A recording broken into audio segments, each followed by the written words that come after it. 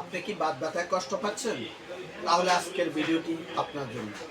Professor homeo হল ফার্মগার্ডের পক্ষ থেকে সবাইকে স্বাগত। আজকের এই ভিডিওটি বাত ব্যথা রোগীদের জন্য। যে সকল মা এবং বাবারা এই বাত ব্যথায় অনেক দিন থেকে কষ্ট পাচ্ছেন, আপনারা যদি সঠিক জার্মানি হোমিও ওষুধ ব্যবহার করেন তাহলে আপনারা এই রোগ থেকে মুক্ত হতে পারেন। তাহলে আসুন আমরা দেখি কি ওষুধ আমরা ব্যবহার করি। সর্বপ্রথম যে ওষুধটি ব্যবহার করি এন্টিম ফ্লু, তরুণ বাতে, আঙ্গুল আক্রান্ত, সাথে যদি পেটের গন্ডগোল থাকে তাহলে এই ওষুধটি অত্যন্ত কার্যকর এই রোগীর জন্য। এরপরে যে ওষুধটি বলবো অ্যাব্রোটেনম, কাঁধে, হাতের কবজিতে, গোড়ালিতে যাদের প্রচুর ব্যথা হয়, এক স্থান থেকে অন্য স্থানে যায়, তাদের জন্য অ্যাব্রোটেনম ওষুধটি অত্যন্ত গুরুত্বপূর্ণ।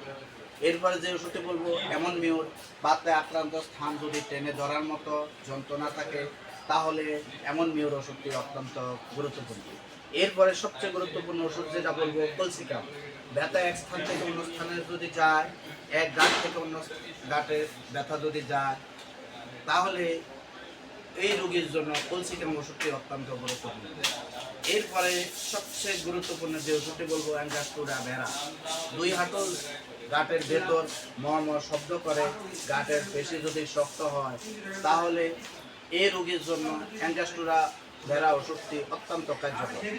এরপরে যে ওষুধটি বলবো ব্রাইউনিয়া, বাতে আক্রান্ত স্থান যদি লাল হয়, গাঁটে যদি ফোলা হয়, আক্রান্ত স্থান যদি গরম হয়, নড়াচড়া যদি কষ্ট হয় তাহলে ব্রাইউনিয়া ওষুধটি অত্যন্ত গুরুত্বপূর্ণ।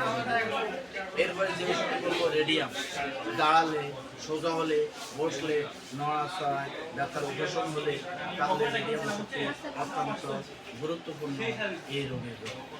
আসুন আমরা যদি হোমিও ওষুধ সেবন করি তাহলে বাত ব্যথা থেকে আমরা মুক্তি পেতে পারি। সবাইকে ধন্যবাদ, সবাই ভিডিওটি শেয়ার করে দেবেন।